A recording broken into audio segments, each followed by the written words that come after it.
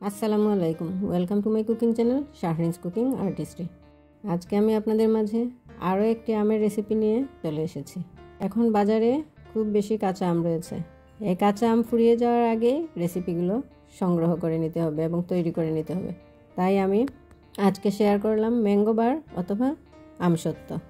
তাহলে ফুল রেসিপিটি দেখার জন্য আমার সাথেই থাকুন।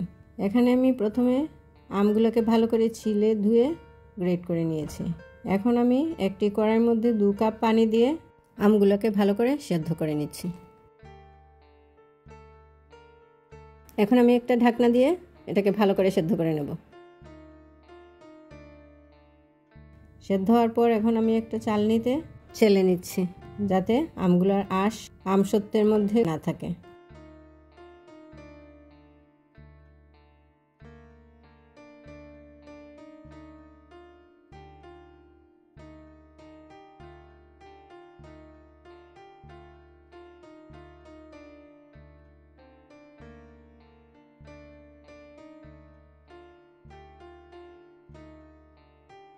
চালা হয়ে গেছে, এখন আমি এটাকে জাল করব।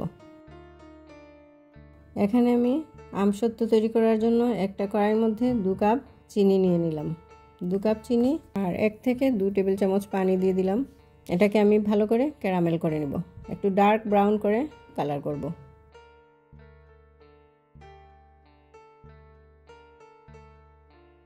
ক্যারামেল করে আমসত্ত্বটা তৈরি করলে আমের কালারটা খুব সুন্দর হয়।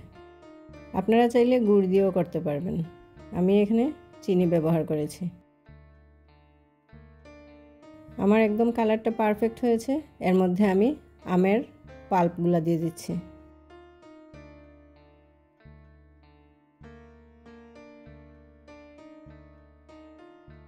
এখন খুব ভালো করে নেড়ে এটাকে মিশিয়ে নেব।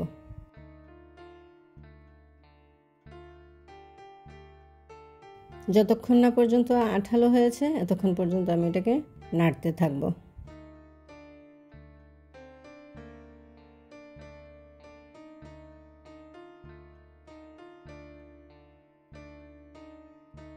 এখন দিয়ে দিচ্ছি স্বাদ মতো লবণ ও 1 চা চামচ মরিচের গুঁড়ো।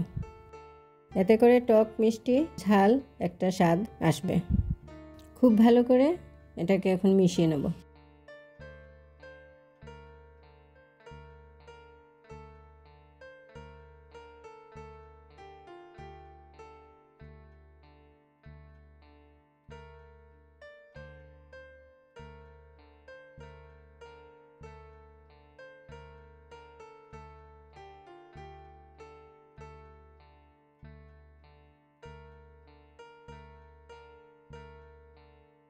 এখন দিয়ে দিচ্ছি ম্যাঙ্গো ফ্লেভার এসেন্স 1 চা চামচ। এটা দিলে খুবই ভালো একটা স্মেল আসবে, একদম আমের একটা পারফেক্ট স্মেল চলে আসবে এর মধ্যে। আপনারা চাইলে এটা দিতেও পারেন অথবা নাও দিতে পারেন।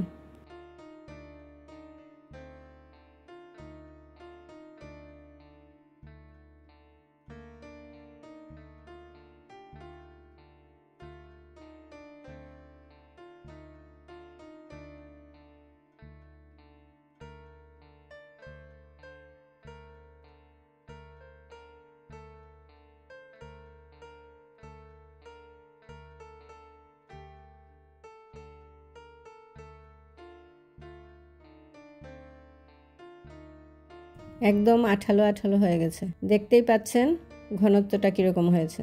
এখন আমি একটি স্টিলের থালের মধ্যে 1/2 চা চামচ সরিষার তেল ব্রাশ করে নিচ্ছি। এতে করে আমসত্ত্বটার প্লেটের সাথে আটকে থাকবে না, শুকিয়ে গেলে অটোমেটিক এটা খুলে আসবে।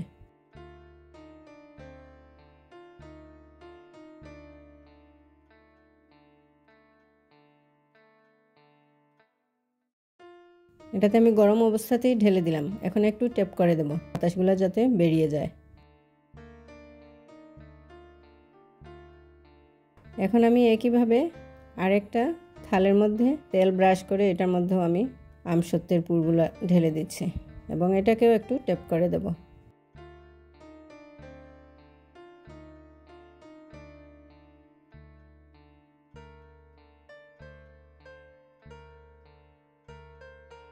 এখন আমি 3 দিনের জন্য এটাকে ছাদে রোদে শুকাবো।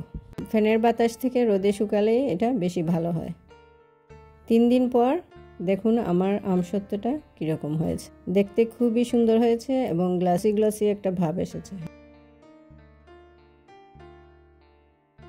এখন আমি এগুলোকে পিস পিস করে কেটে নিচ্ছি। আমার এটা খুব বেশি পাতলাও হয় নাই, আবার খুব বেশি ভারীও হয় নাই। রেসিপিটি যদি আপনাদের ভালো লেগে থাকে তাহলে অবশ্যই কমেন্ট করতে ভুলবেন না প্লিজ। আর আম ফুরিয়ে যাওয়ার আগে আমসত্ত্ব বা ম্যাঙ্গো বার রেসিপিটি স্টক করে ফেলুন অথবা তৈরি করে ফেলুন।